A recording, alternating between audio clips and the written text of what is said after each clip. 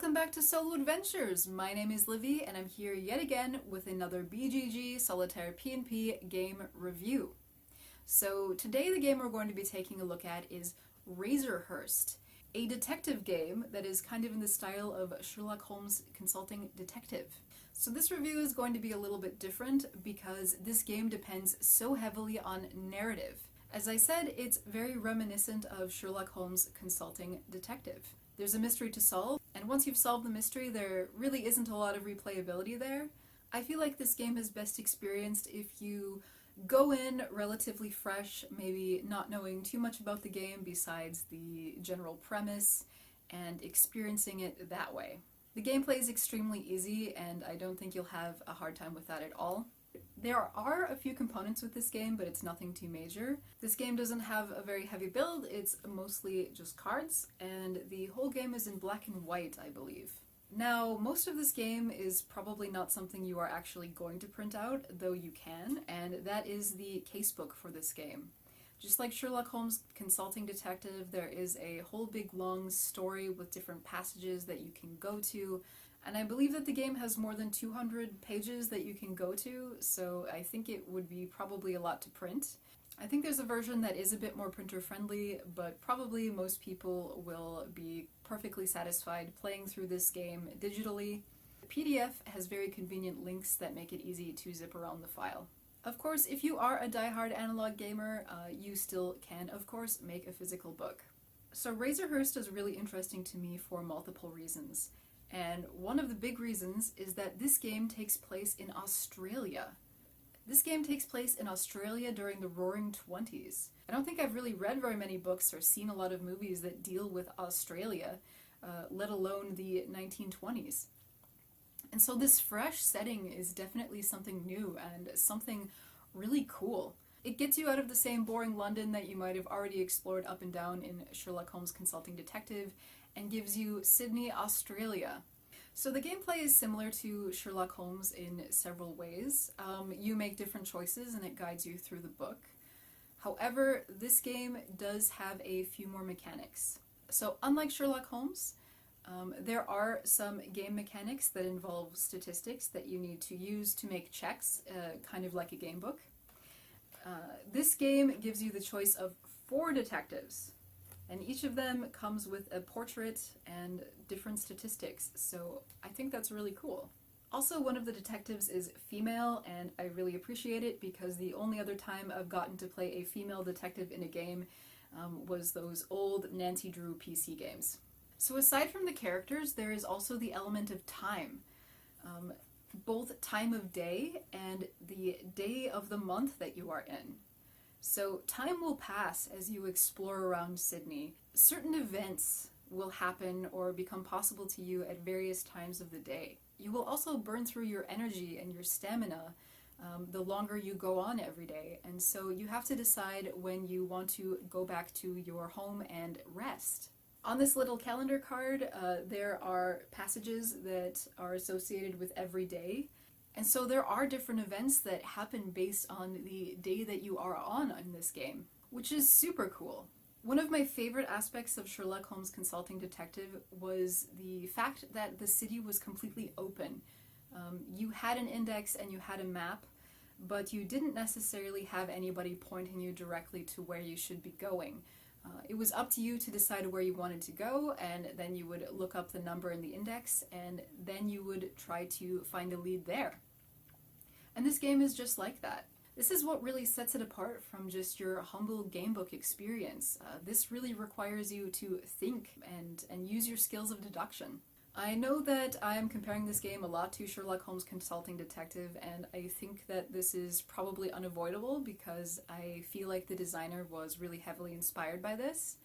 But I am not joking when I say that I think this game is better.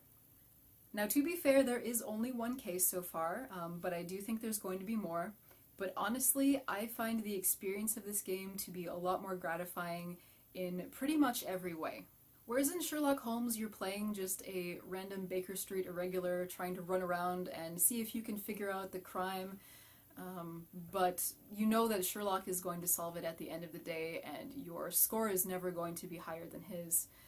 In this game, you are the detective.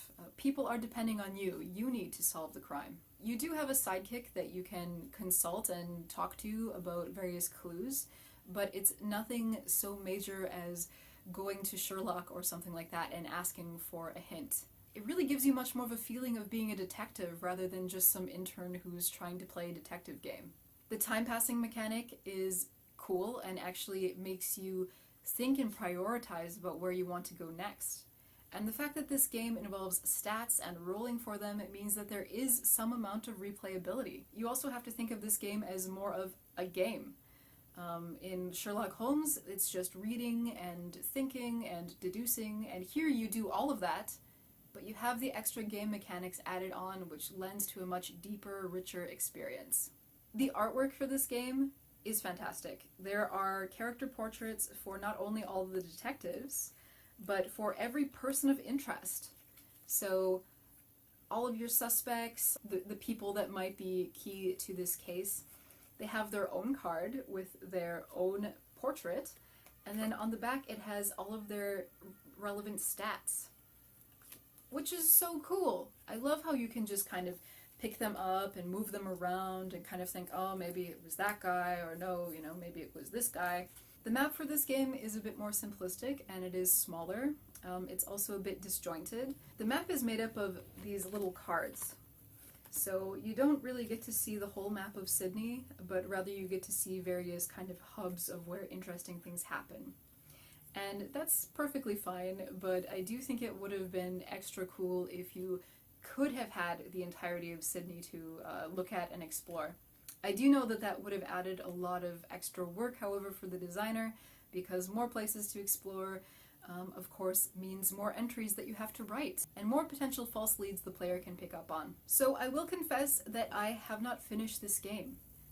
I fully intended to for this review, but I found myself rushing and really feeling like I just needed to reach the conclusion in order to give a good review on it. And I was finding that was really spoiling the experience. I like this game enough that I want to go and play it properly, when I have time to really savor it, when I can maybe put on a jazz or noir soundtrack and really get into the mindset of a detective. The flavor of this game is wonderful.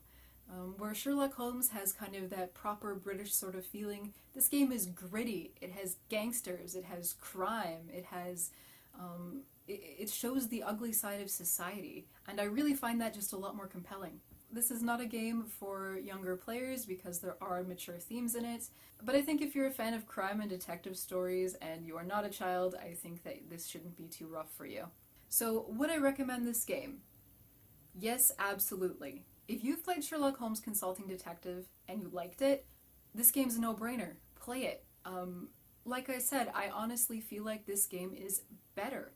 I want to see more scenarios for this. I definitely would pay good money for more scenarios for this. If the concept looks interesting to you, then check it out. I think you'll like it. If you're a fan of game books or interactive fiction or the whole detective theme, you'll like this, I think. I guess the only major drawback to this game is that there isn't really going to be playability because this is a mystery that you have to solve. But that isn't really a knock against this game because it's unavoidable. Mysteries need to have a conclusion, they need to have an answer, or they're not proper mysteries. We can only hope that the designer will make more scenarios for this game so we can go back to exploring the Jazz Age in Australia, a setting that is woefully underrepresented in media. Thank you so much for watching. If you haven't, then please subscribe, and if you like, you can check out my Patreon. You can also check out the Facebook group for solo adventurers.